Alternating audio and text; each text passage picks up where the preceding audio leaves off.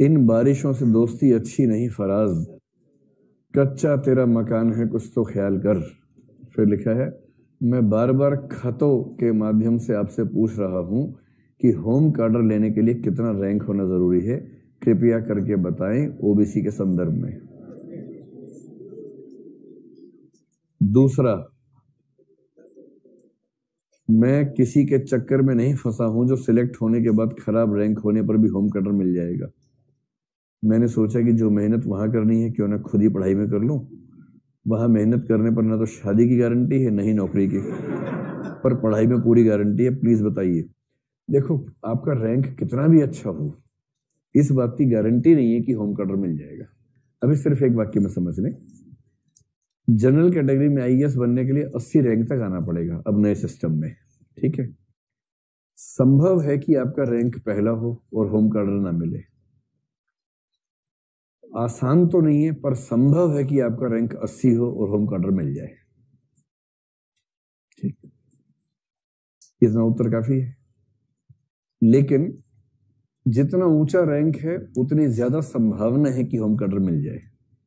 Guarantee बिल्कुल नहीं, एक पैसे की गारंटी इसमें नहीं होती है। एक वाक्य में सिर्फ ये समझ ले क्यों नहीं होती है। जैसे मान लीजिए कि आप किसी एक ऐसे स्टेट के हैं, जैसे यूके आपका होम स्टेट है, उत्तराखंड मतलब है ना, उत्तराखंड। उत्तराखंड वाले इसी में खुश हैं कि यूके हमारा नाम है ना। और उत्तराखंड में मान लीजिए आपको आईएएस में होम कार्डर चाहिए या आईपीएस में चाहिए, ठीक है। आईएएस में कुल वैकेंसी है 3, आईपीएस में भी 3 है। 3 में से इनसाइडर वैकेंसी 1 होगी, आउटसाइडर 2 वैकेंसी होंगी। इसका मतलब इस साल उत्तराखंड में आईएएस में जाने वाले व्यक्तियों में से 1 उत्तराखंड का ही होगा। अब ये 1 वैकेंसी जो है, ये जनरल की है, एससी की है, एसटी की है, ओबीसी की है या ईडब्ल्यूएस की है, ये रोस्टर है। तो इस साल जो वैकेंसी आई है, एक रोस्टर होता है, रोस्टर का मतलब जैसे मान लीजिए 100 वैकेंसी है तो 100 में नंबर फिक्स होता है कि इस नंबर की वैकेंसी ये मानी जाएगी, ताकि कुल मिला के अंतिम रूप से अनुपात सही रहे। मान लो इस बार इनसाइडर वैकेंसी का 78वां नंबर है पिछले कई साल का मिला के, और 78वीं वैकेंसी एससी की है, आप जनरल से हैं, रैंक 1 है, तो रैंक 1 जनरल कैटेगरी उत्तराखंड, और उत्तराखंड में 1 इनसाइडर सीट है तो भी नहीं मिलेगी। स्पष्ट हुआ। लेकिन मान लो कि उत्तराखंड में उस साल के एग्जाम में एक भी व्यक्ति एससी कैटेगरी का ऐसा नहीं है जो इनसाइडर हो, उत्तराखंड का हो। अब इस वैकेंसी का क्या होगा? अब ये एससी से ये वैकेंसी जाएगी एसटी में।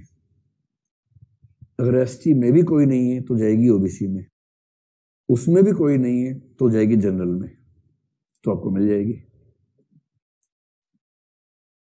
कुल मिला के सार क्या निकला? जो दे उसका भला, जो ना दे उसका भला। तो इतना तामझाम मत करो। हाँ, बड़े राज्यों वालों को यह स्कोप रहता है, महाराष्ट्र से हैं, उत्तर प्रदेश से हैं, तो वहां आमतौर पर इनसाइडर की एक आध वैकेंसी आपकी कैटेगरी की हो ही जाती है हर साल। छोटे राज्यों में तो बड़ी दिक्कत है। मतलब कई राज्यों में ऐसी हालत है 4-4 साल तक वैकेंसी नहीं है। मतलब 2 वैकेंसी थी 4 साल में, वो दोनों आउटसाइडर की थी, इनसाइडर की है ही नहीं वैकेंसी। 4 साल हो गए, आई नहीं रही। 5वें साल में 1 वैकेंसी आएगी, वो सिर्फ इनसाइडर की आएगी, आउटसाइडर की नहीं आएगी। ये सब रोस्टर में ऐसा होता है।